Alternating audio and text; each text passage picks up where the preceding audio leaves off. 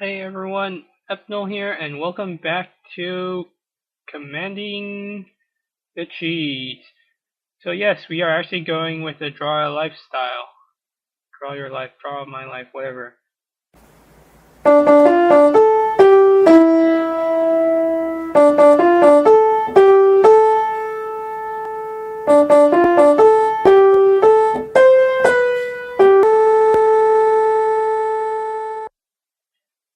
Okay, to start off, this week we're looking at how to build a deck for EDH, of course.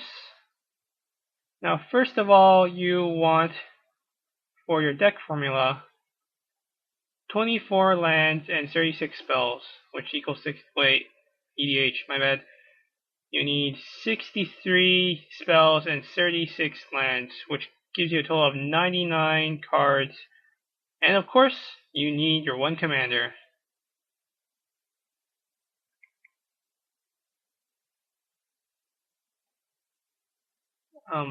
So what to include in your deck?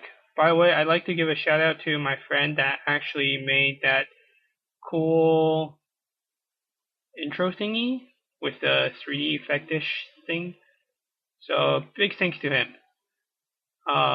So should you have a lot of EDH decks have foils, more exotic cards that you might not be able to find in your local shop, but you really don't need that.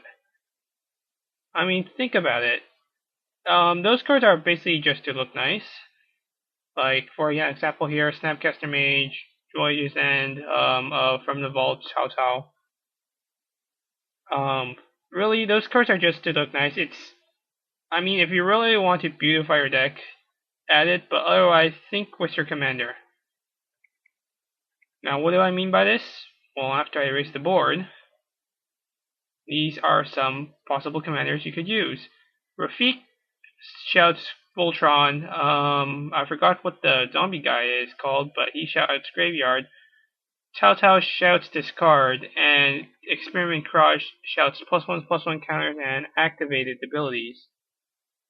Now, for this video, we will be looking at Rafiq because he's a big hottie in Commander. For Commander, usually you want to support your Commander. Now Rafiq plays off with Exalted. Whenever a creature you control attacks them and also gets Double Strike.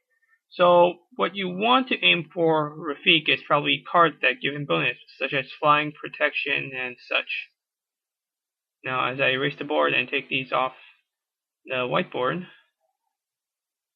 let's look at other cards. What could I include besides support for Rafiq?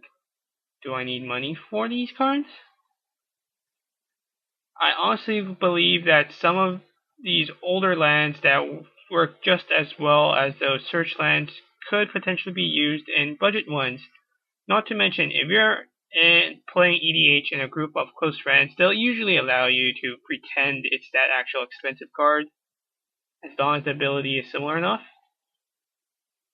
Now next, we look at Prophet of Kruphix. It untaps lands, which means more mana, which means fun. Not to mention, actually I think this comes up later, so I'll shut up for now. Basically you want to look for cards with abilities that focus on your commander. Reaper of the Abyss focus on killing. Yeah, I'm not doing so well on this narration. Anyways, Life and Death is a really interesting card. It's 2 colors, so you need a green or black deck due to color identity. But because of this, it's very versatile in the abilities you want to use. There are a lot of other cards that are similar, such as the Charms. Now let's look at my Animar deck. Animar has protection from white and black, and whenever you cast a creature spell, he gets a +1/+1 counter.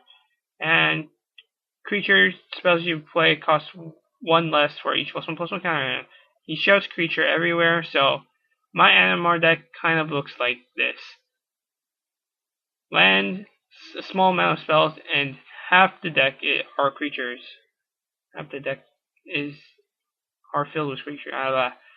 Anyways, intimidated by the stuff I have in the Animal deck, you don't need the money to actually build parts of it. Okay, I admit I have some expensive cards in there, but stop oogling at Snapcaster because you don't need cards like these most of the time. I mean, okay, I'm contradicting myself to say you don't need it, but sometimes you might want to, but it's as a beginner starting out, you can usually find cheap ways of getting stuff you want, such as profit is equal to Seedborn Muse, and profit right now is about $1 if I'm not mistaken.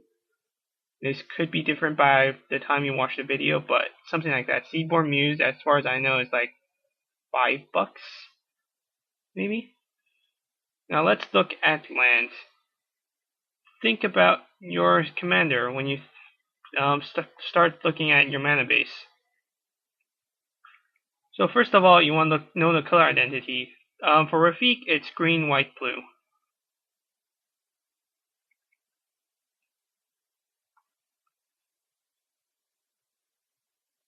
Rafiq equals green, white, blue, as I stated before. So what you want with the lands is you want lands that can produce that color.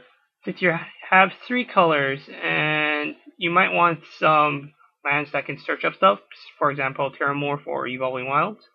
You might also want Reflecting Pool, that might be a bit pricey, or Shimmering Grotto, which can also filter your land, so that's also really nice. Of course, you also want the basic lands, Forest, Island, and Plains. Utility lands also may be useful in your deck, but note, they must be of your deck's colors. That's right. For example, as I will bring out right now, Kessig Wolf Run. Kessig Wolf Run is X, red, green, tap, target creature gets +X/+0, and you cannot use this in Rafiq, sadly, despite how much Rafiq might want it, because the red-green shows that its color identity is in red-green, and therefore you cannot use it in a Rafiq deck. Commander's a lot about color identity, so make sure your cards are in the right color identity. If the ability requires those colors, it's in those color identities, so yeah. Alchemist Refuge is fine because it's green-blue, so think about the ability. Now, do you really need it? For example, I can't think of one off the top of my head. But, for example, I don't remember the name, but the utility black-red one that deals like 2 damage.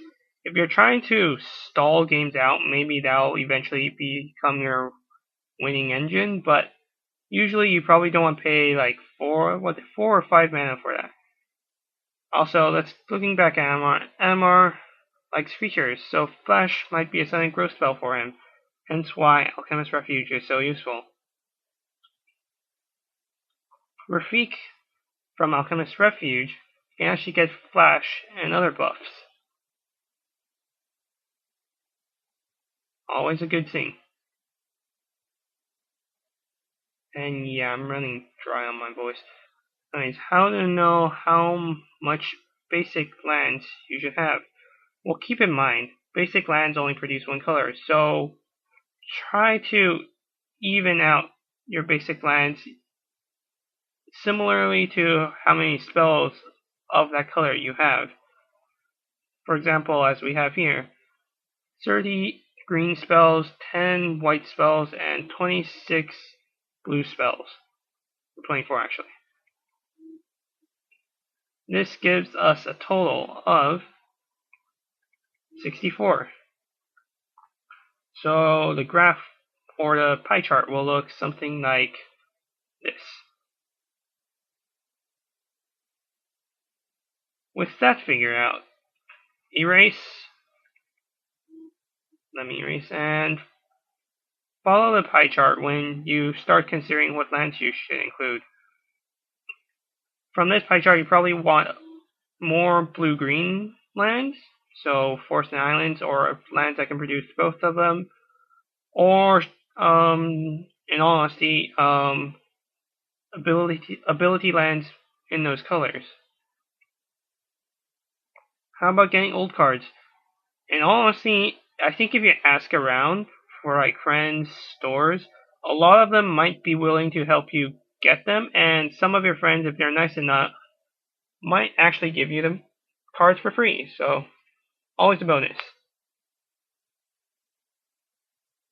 You could also trade for cards. And last but not least, you can buy them on the internet. If you're buying them off the internet, though, I'd recommend you not going for foils because unless you really want to make your deck look nice. But yeah. Anyways, thanks for watching. See you guys next time.